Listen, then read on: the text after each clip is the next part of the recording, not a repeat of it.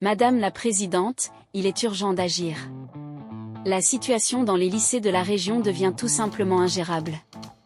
Au lycée agricole de Quetigny, et dans bien d'autres établissements, le manque criant de personnel général met en péril le bon fonctionnement des services, et ce, dans une indifférence totale de la part de la région.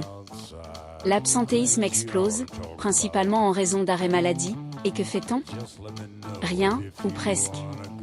Le délai de remplacement de 15 jours est non seulement inacceptable, mais il aggrave encore plus la situation. Pendant ce temps, ce sont toujours les mêmes qui doivent compenser.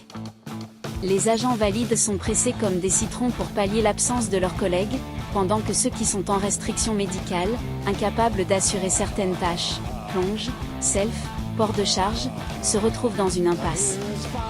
Résultat, l'agent-chef ne sait plus quoi faire et le personnel s'épuise. Votre politique de non-remplacement systématique des agents en arrêt maladie est une catastrophe.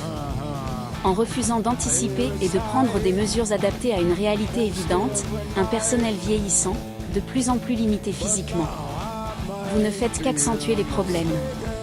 Les restrictions médicales se multiplient, la pression s'intensifie sur les derniers agents valides qui, à force d'être surchargés, finiront eux aussi par tomber. Et après ? Quelle sera votre solution? À cette gestion défaillante s'ajoutent d'autres décisions tout aussi inquiétantes. L'absence de remplacement des agents en mi-temps thérapeutique, laissant des postes partiellement vacants et aggravant la surcharge de travail. La justification fallacieuse d'un supposé sureffectif dans certains lycées, alors que la réalité du terrain démontre un cruel manque de personnel. L'arrêt systématique des contrats des agents contractuels dès juin, fragilisant encore davantage l'organisation des établissements en fin d'année scolaire, période pourtant cruciale. Les fusions de lycées menées en toute discrétion, sans concertation, et sans évaluation des conséquences sur les conditions de travail et la qualité du service rendu aux élèves.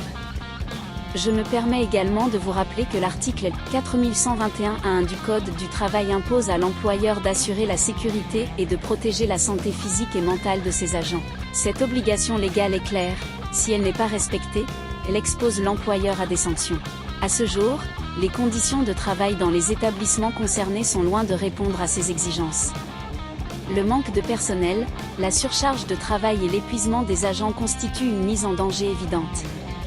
Il est donc de votre responsabilité d'agir immédiatement pour remédier à cette situation avant qu'elle ne mène à des accidents ou à une dégradation encore plus grave de la santé des agents.